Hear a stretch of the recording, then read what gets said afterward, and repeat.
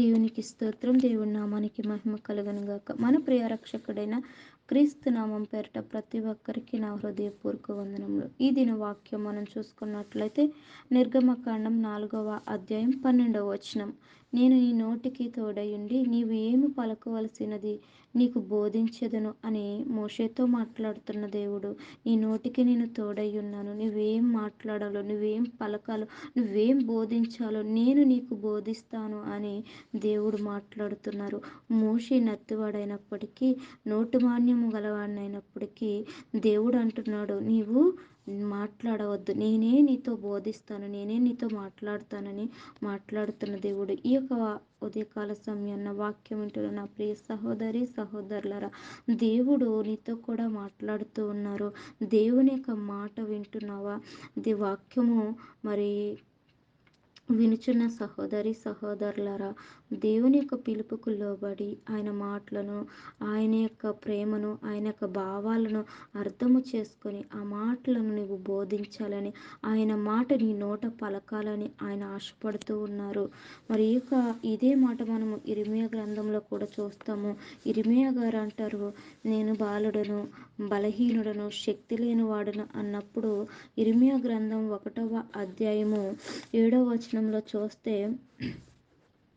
యెహోవా నాకు ఇలాగ సెలవిచ్చెను, నేను బాలుడను అనవద్దు, నేను నిన్ను పంపిన వారందరి యొద్దకు నీవు పోవలను, నీకు ఆజ్ఞాపించిన సంగతులన్నీ చెప్పవలను, వారికి భయపడకుము, నిన్ను విడిపించుటకు నేను నీకు తోడై ఉన్నాను. దేవుడు మాట్లాడుతూ ఉన్నారు.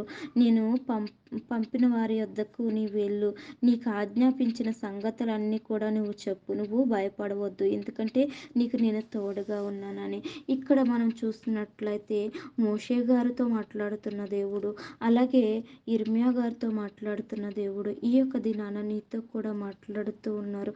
దేవుని పనిలో, దేవుని యొక్క మాటలు చెప్పడానికి, సువార్తను ప్రకటించడానికి భయపడుతూ ఉన్నావేమో, భయముతో ఉన్నావేమో, నా వల్ల కాదని బలహీనత పడిపోతున్నావేమో. ఈ వాక్యము ద్వారా, ఈ మాటల ద్వారా ప్రభు నీతో మాట్లాడుతున్నారు. నీవు దేవుని మాట నీ నోట ఉంచుకొని ఆయన సాక్షిగా, ఆయన బిడ్డగా నిలబడాలని. లోకంలో ఉన్నవారితో కాదు కానీ దేవునితో నువ్వు మాట్లాడినట్లయితే దేవుడు కూడా నీతో మాట్లాడి ప్రతిదినం నువ్వేం మాట్లాడాలి, ఏం బోధించాలి, ఏం చెప్పాలి, ఏం పలకాలి అనేది నీ నోటికి తోడుగా ఉండి ఆయన పలికిస్తానని ఈ వాక్యం ద్వారా ప్రభు మాట్లాడుతూ ఉన్నారు. ఆయన సాక్షులుగా, ఆయన బిడ్డలుగా, ఆయన పనిలో పనివారిగా మనందరం కూడా బలపడి దేవుడిలో ముందుకి నడవాలని మన తండ్రి అయిన దేవుడు కోరుకుంటున్నారు. అట్టి కోరిక తీర్చేవారిగా ప్రతి ఒక్కరూ ఉండాలని ఆశపడుతూ ఈ కొద్ది మాటలను దేవుడు దీవించి ఆశీర్వదించునుగాక. విన్న వారందరికీ దీవెనకరంగా, మేలుకరంగా నింపబడునుగాక. ఆమేన్. వందనాలు.